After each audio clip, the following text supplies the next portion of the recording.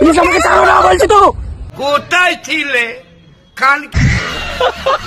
আমরা জীবনে যে স্বপ্নই দেখি না কেন, সব স্বপ্ন কি আমাদের জীবনে সত্যি হয়? আসলে বাস্তবটা ভীষণ কঠিন। আজ আমি আমার পরিবার এবং আমার ভালোবাসা এই দুটোর মাঝখানে চাপা পড়ে গেছি।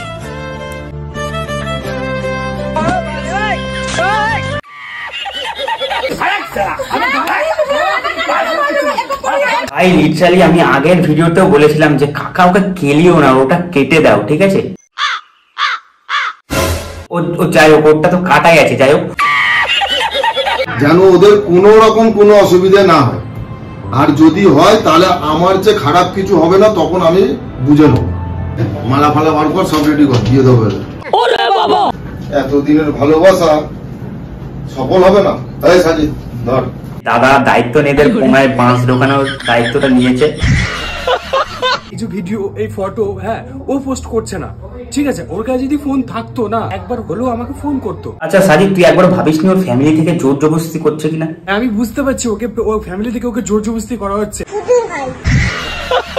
তো দেখো, জন্ম মৃত্যু বিয়ে 3 বিধাতা নিয়ে, ঠিক আছে? আর 3 বিধাতার মধ্যে ভাই আমি একজনকে খুঁজে পেয়ে গেছি, যার নাম হচ্ছে ভাই মিস্টার সাজিদ।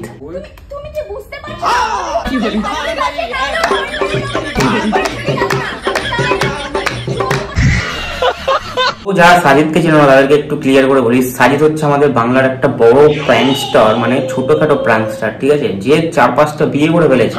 তো গাইস ফাইনালি আমরা বিয়েটা করে নেব। I love you. তুমি কোনো রাতে ঘুমোতে পারবে না। জন কমেন্ট করছে আমার নাকি 2টো বিয়ে 3টে বিয়ে। হ্যাঁ, আগের একটা বউ আছে এবং একও বিয়ে করেছে, আগের একটা বউ আছে এবং একও বিয়ে করেছে। ওরে বাবা! আর দেখবো সাজিদের নতুন বিয়ে আর প্রিয়াঙ্কার নতুন নাটক।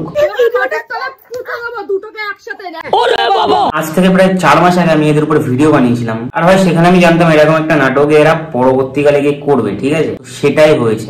দাদু বাড়ির থেকে আমার দিদা আর কিছু আমার দাদু সবাই বাড়ির থেকে আমাকে গিয়ে সাজিদের কাছ থেকে নিয়ে আসে। আমি কবে ওর কাছে রিটার্ন যেতে পারবো আমি নিজেও জানি না, যদিও যেতে পারবো কিনা আমি সেটাও জানি না।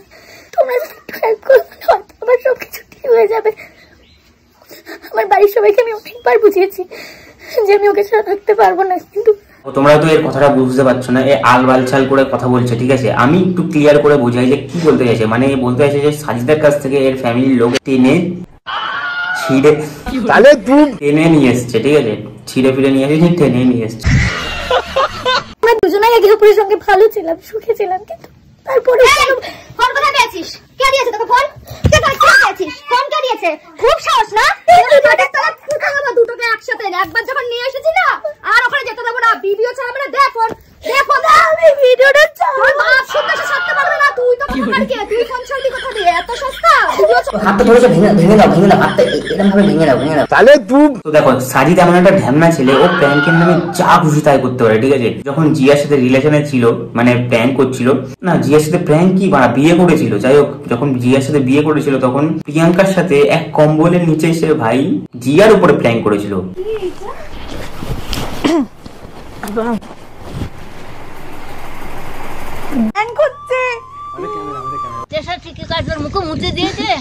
এখন যখন প্রিয়াঙ্কার সাথে রিলেশনে, মানে প্রিয়াঙ্কার সাথে যখন বিয়ে করেছে, যখন প্রিয়াঙ্কার সাথে তোমাদের একটু বুঝতে অসুবিধা হচ্ছে, তো আমি খুলে ক্লিয়ার বলছি, আগে কথাটা শুনে নাও। এখন যখন প্রিয়াঙ্কার সাথে রিলেশনে, মানে সিঁদুর ফিঁদুর পড়ানো হয়ে গেছে, তারপরে অন্য একটা মেয়ের সাথে প্রিয়াঙ্কার উপরে সেম ভাই ওই চাদরওয়ালা প্র্যাঙ্ক করেছে, মানে বুঝতে পারছো?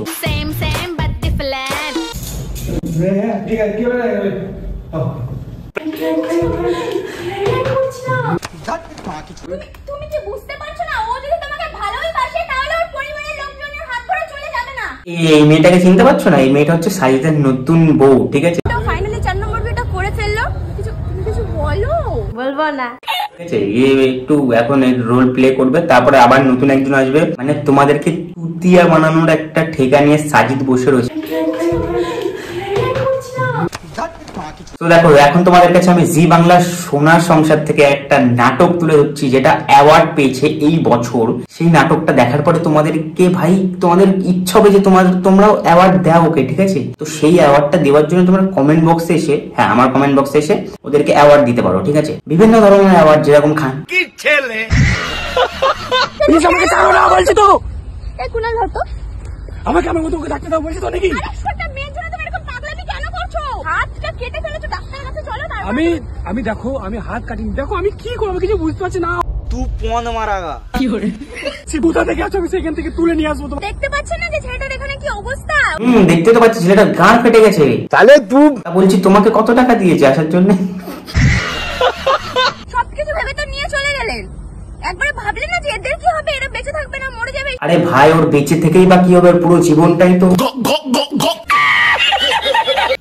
হ্যালো হ্যালো হ্যালো হ্যাঁ প্রিয়াঙ্কা কোথায় আছে? আরে আমি সাজিদ ছক্কা বলছি। আমি সাজিদ বলছি। আরে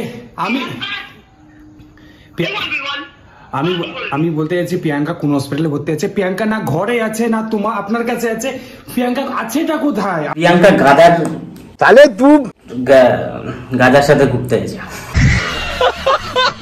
প্রিয়াঙ্কা কোথায় আছে? প্রিয়াঙ্কার কি হয়েছে আমাকে বল, আমি ঘরে গিয়ে কিন্তু অবস্থা খারাপ করে দেবো, সবারই কিন্তু অবস্থা রেড দিচ্ছে ওরা, ঘরে ঢুকে অবস্থা খারাপ করে দেবে। বুঝতে পারছো কতটা পাওয়ার আর কতটা সোর্স ওর? আসলে কি বলতো এদের মেন্টালিটিটাই এরকম ভাই, সবার ঘরে ঢোকার অভ্যেস আছে এদের, বুঝেছো? আসলে বাস্তবটা ভীষণ কঠিন। আজ আমি আমার পরিবার এবং আমার ভালোবাসা এই দুটোর মাঝখানে চাপা পড়ে গেছি। কোন দিকে যাবো আমি নিজেও বুঝে উঠতে পারছি না। কোনো দিকে যেতে হবে না তোমাকে, তুমি শুধু সোজা গাধার ঘাড়ে ঢুকে, ওটাই বেস্ট জায়গা একমাত্র। তাহলে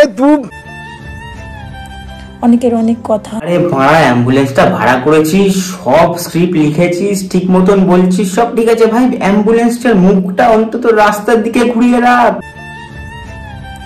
অনেকের অনেক কথা। তোকে কি দেয়ালে ঢোকাবে? দেখো ঝামেলা হলো, ব্রেকআপ হলো, ছিঁড়ে নিল, সরি ভাই, তাহলে ছাড়িয়ে নিয়ে আসলো ওর মা গিয়ে, ওর কাছ দিয়ে, সরি ওর মাসি, সবকিছু হয়ে গেল। ও বলে দিল যে হ্যাঁ আমাদের রিলেশনটা ব্রেকআপ হয়ে গেছে, মানে অবধি শেষ। বাট এখানে লবণ মানে একটু টুইস্ট দেবে না, এরকম কিছু হতে পারে না। এরা একটা লেখক আছে ভাই, বহুত বড় বড় লেখক। এরপরে কি আসলো সেটা আমরা দেখবো এখন। আবার এদেরকে যুক্ত করা হলো, মালা বদল করা হলো, সিঁদুর তো ধর্মেও নেই, যাই হোক। তাহলে তোদের মনুষ্যত্ব বলতে কিচ্ছু নেই। এবার মজা পেয়েছিস? এবার ভিডিও বানা, এবার কি বলবি? এত নীচ মানসিকতা নিয়ে না মানুষকে বিচার করতে এসো না। আগে সেই মানুষ দুটো কি পরিস্থিতিতে আছে, কিরকম অবস্থা আছে সেটা জানবার চেষ্টা করো। ভাববে যে আমার মেয়েটার কিভাবে কি সুখ হবে, আমরা ভালো ছেলে দেখে বিয়ে দেবো। তুই ছেলে খারাপ সেটা আমি বলছি না। প্রিয়ঙ্কা তোমার বাড়িতে ফোনটা লাগিয়ে আমাকে দাও। আপনারা প্রিয়ঙ্কাকে নিয়ে চলে গেলেন, চলে যাবার উদ্দেশ্যটা কি? মানে ওদের দুজনের আমার অফিসে বিয়ে দিচ্ছি, বুঝতে পেরেছেন? ভালো করে শুনুন, আরেকবার রিপিট করছি, ওদের দুজনের আমার অফিসে ভালোভাবে বিয়ে দিচ্ছি।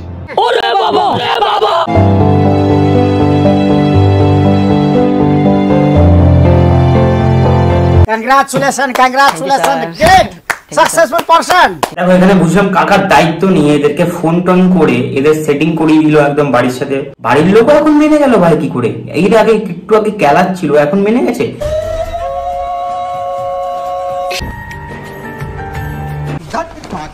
তুই পার্টিকুলার সাজিদ আর প্রিয়াঙ্কা, তোদের প্র্যাঙ্ক আর এগুলো হচ্ছে ভাই, মোটামুটি ভিউজ তো আনতে হবে যাই হোক করে। আর যদি এটা সত্যিকারের বিয়ে হয়েও থাকে, ঠিক আছে, তোদের কংগ্রাচুলেশন ভাই আমার তরফ থেকে। আর যদি না হয়ে থাকে তাহলে এর পার্ট তো আরো বেরাবে, মানে এটা তো সেকেন্ড পার্ট বেরাচ্ছে, থার্ড পার্ট বেরাবে, ফিফথ পার্ট বেরাবে রোস্টিং এর। আমি একা না ভাই, আরো অনেকে আছে যারা রোস্ট করছে তোদেরকে। যাই হোক, এটা যদি ভাই রিয়েল বিয়ে হয় তাহলে তোদেরকে আমার তরফ থেকে ভালো অনেক কংগ্রাচুলেশন, এগিয়ে যা, যদি টিকতে পারিস তো জীবনে।